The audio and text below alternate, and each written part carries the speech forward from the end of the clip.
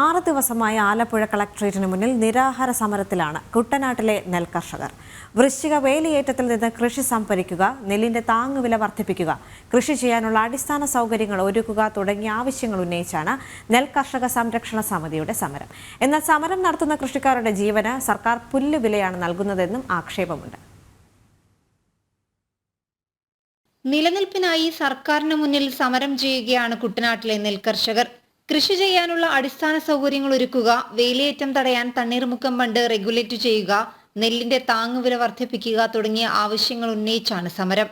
നെല്ലിന് കേന്ദ്രം വർദ്ധിപ്പിച്ച 4 രൂപ 32 പൈസയടക്കം കിലോയ്ക്ക് 32 രൂപ 52 പൈസ ലഭിക്കേണ്ട സ്ഥാനത്ത് 28 രൂപ 20 പൈസ മാത്രമാണ് സംസ്ഥാന സർക്കാർ നൽകുന്നത്. ഞങ്ങൾ പ്രധാനമായിട്ടും 2 കാര്യങ്ങളാണ് സംസ്ഥാന ഗവൺമെന്റിനോട് ആവശ്യപ്പെടുന്നത്. ഒന്ന്, കൃഷി ചെയ്യാൻ വേണ്ടിയിട്ടുള്ള അടിസ്ഥാന സൗകര്യം ഒരുക്കി തരണം.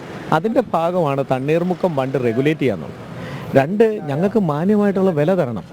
കേന്ദ്ര സംസ്ഥാന സർക്കാരുകൾ നിശ്ചയിച്ചിരിക്കുന്ന വില, കേന്ദ്രം വർദ്ധിപ്പിച്ച എം എസ് പി ആയ 23 രൂപയും സംസ്ഥാന ഗവൺമെൻറ്റിൻ്റെ പ്രൊഡക്ഷൻ ഇൻസെൻറ്റീവായ 9 രൂപ 52 പൈസയും ചേർത്ത് ഞങ്ങൾക്ക് 32 രൂപ 52 പൈസ ലഭിച്ചേ മതിയാവും.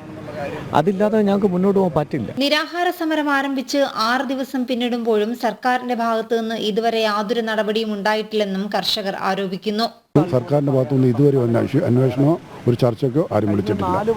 കളക്ടർ ബണ്ടിനെ കുറിച്ച് റെഗുലേറ്റ് ചെയ്തതിനെ കുറിച്ച് മാത്രം സംസാരിച്ചിട്ടുണ്ട്. അതിനെക്കുറിച്ച് പുള്ളി അതിൻ്റെ നല്ല സ്വീകരണമാണ് ലഭിച്ച് രണ്ട് നടപടികൾ സ്വീകരിക്കാമെന്ന് കളക്ടർ ഉറപ്പ് വന്നു. അത് ഇതുവരെ മന്ത്രിയുടെ ജില്ലയായത് പ്രസാദിൻ്റെ ജില്ലയാണ്. പ്രസാദിൻ്റെ ആളുകളിവിടെ ഉണ്ട്, മന്ത്രിമാരുണ്ട്.